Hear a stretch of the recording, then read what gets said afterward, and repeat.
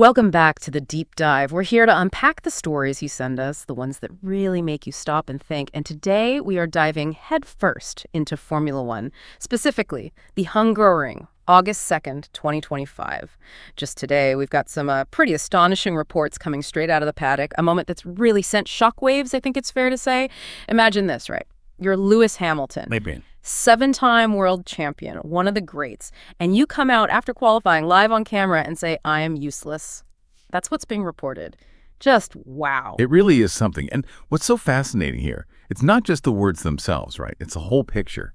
We really need to dig into what leads a driver like Hamilton with that record to say something so raw. Yeah. So self-critical. We'll look at what happened today, the context within Ferrari, and what it tells us about pressure at the very, very top, all based on these reports we've got. Exactly. So our mission here is to pull out the key pieces from these sources, give you the full story, what happened, why it's such a big deal, and maybe what it reveals about performance, self-belief, all that stuff in F1.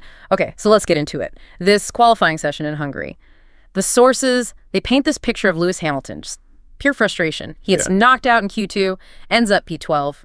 12th for Hamilton. That's, well, it's almost unheard of, especially when he's aiming for poles. Can you imagine that feeling? It must be incredibly jarring for him. He spent his career fighting at the very front. And the reports from the media pen, the Corralito, they call it, they described him as the living image of frustration, visibly upset, trying to avoid the cameras, hand over his face. Classic signs. But then the words came out, even before he spoke to the press. On the radio during the session, he apparently said, always the same, always the same. Cryptic, but you can feel the despair there. Yeah, that hints at a pattern, doesn't it? Something deeper than just one bad lap. And then, in front of the microphones, he didn't hold back. He stated point blank, I am useless, completely useless. Wow. And then he adds, the team has no problem, the car's on pole, so probably they need to change driver. Oof, that's heavy, taking it all on himself. He even doubled down, saying, it's me all the time. The sources really emphasize this wasn't just frustration talking, it felt deeper, like real self-doubt. It really makes you think, when an athlete of that stature, I mean, his list of achievements, his palmarès is legendary. When someone like that uses language like useless, what's really going on there? The sources are calling it potentially his worst moment since joining Ferrari. More than just self-criticism, almost despair. Yeah. And even when people probably tried to remind him, you're Lewis Hamilton, he apparently just insisted, clearly it is, I drove terribly, it is what it is. That level of public honesty is, well, it's rare. Incredibly rare, and it speaks volumes about the pressure cooker that is F1. Absolutely. The internal standards they must hold themselves to. Anything less than perfection feels like failure. Okay, but now for the twist.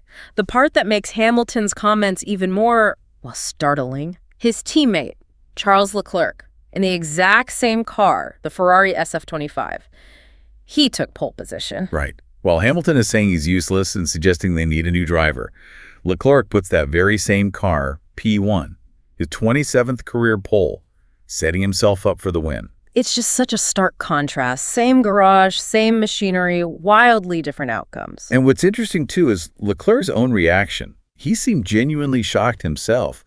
He reportedly said something like, I have no idea what happened. I don't understand anything in motorsport. You gotta love the honesty sometimes. Right. He said Q1 and Q2 were incredibly difficult. They didn't change the car much. And then, boom, amazing lap in Q3. Yeah. It just shows you those fine margins in F1. Sometimes it clicks. Sometimes it just doesn't, even for the drivers. It really highlights the unpredictable nature of it all, that little bit of magic, finding that rhythm. Exactly. That connection between driver, car, and track can be elusive. And looking just outside Ferrari for a second, Oscar Piastri, McLaren. He got P2, incredibly close. Just 26 milliseconds off Leclerc. That's nothing. Tiny margin. Blink and you miss it.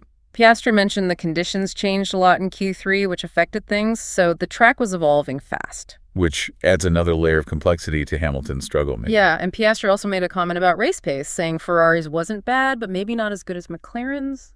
Setting up an interesting race. Definitely. But it just underlines how tight everything is. Every tiny detail matters.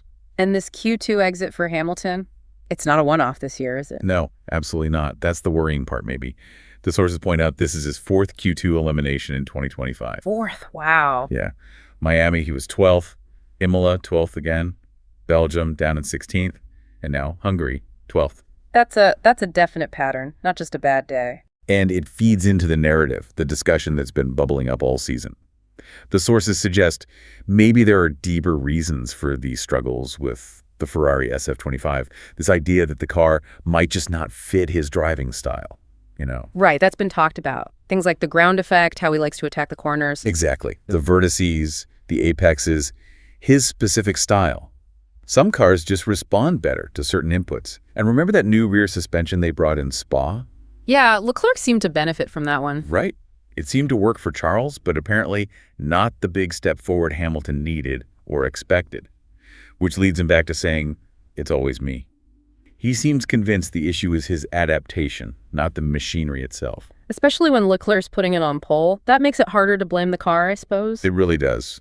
It must be incredibly frustrating, almost baffling, for a driver of his experience and skill. You see your teammate unlock the potential and you just can't find the key. And even Fred Vasseur, the team principal. The report said he had an amiable face after Leclerc's pole, but, obviously dealing with the problem, as they put it, on Hamilton's side. Talk about mixed emotions in the camp. Oh, absolutely. Celebrating pole on one side, dealing with a crisis of confidence on the other. That's tough management. So pulling this all together, what does it mean for you listening, whether you follow F1 closely or just catch the headlines? I think it's this rare look behind the curtain, isn't it, into the psychology of it all? Definitely. It shatters that myth sometimes that talent just guarantees success.